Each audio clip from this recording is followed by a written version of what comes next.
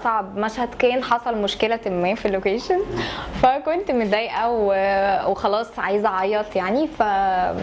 فالمفروض انه اول ما يتقال اكشن ان انا المفروض في لحظه فرحه غامره، ان هي تقريبا حاجه بقى ما بيني وبين علي خلاص بتتعمل يعني. فاللي هو انا كنت لازم افصل في اقل من ثانيه ان انا عن اسماء اللي حصل موقف يضايقها بحياه اللي هي مبسوطه بانه حبيبها موجود معاها. فده كان بالنسبه لي اللي هو لا، مش انا بني ادمه يا جماعه مش كده. الدراما المصريه بقت بتنافس التركي في السيناريو اللي فيه احداث كتيره، في النجوم الكتير اللي هو مش نجوم، مش حد واحد، لا انت مركز مع كل بطل كانه هو البطل الوحيد. فبرايي اتحسنت كتير قوي بالذات الفتره دي يعني. هو انا بالفعل بشتغل موديل دلوقتي، ما وقفتش. عايزه اخد القرار ان انا اوقفه بصراحه، عشان انا عايزه اركز في التمثيل لان هو ده اللي انا عايزاه. واللي دخلني موديل ان انا في الفوتوشوتس بتاعتي بمثلها، فاي حاجه بتربطني بالتمثيل بعملها.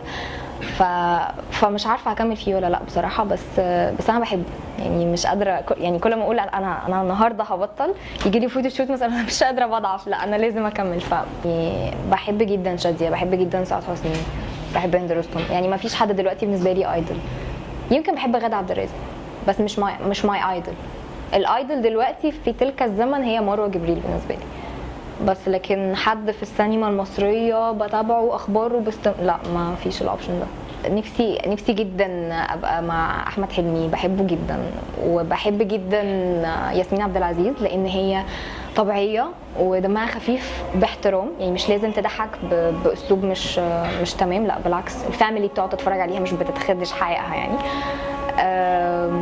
بحب يوسف الشريف قوي لانه هو اصلا سمعته في المجال تحفه وهو حد مجتهد. بحب تايسون جدا جدا، كان نفسي جدا يبقى لي مشاهد معاه في حتى لا تطفئ الشمس، بس يعني حصل لي الشرف طبعا مع استاذ عمرو عابد يعني. بس تايسون بالنسبه لي قنبله يعني. نفسي قوي اعمل دور بقى قريبه من الكاركتر بتاعتي، زي ما قلت لك البنت اللي في الجامعه اللي بتعمل مش عارفه ايه مع صحابها اللي بتخرج البتاع، يعني نفسي ابقى بالكاركتر دي. مش لازم بقى يا جماعه صعيديه وفلاحه وحاجات بعيده عني، نفسي قوي. او ممكن ادوار شريره شويه، نفسي قوي اجرب الحته دي جوايا. يعني هل هقدر اقنع الناس بانه انا موقعتيه وسوسه نفسي في الاثنين دول قوي. لا لو هنقارن لا اكيد سينما، لا بس انا بحب الدراما يعني، انا بحب اكمل بقى واحداث كتير، بس لا لو هنقارن يبقى سينما اكيد.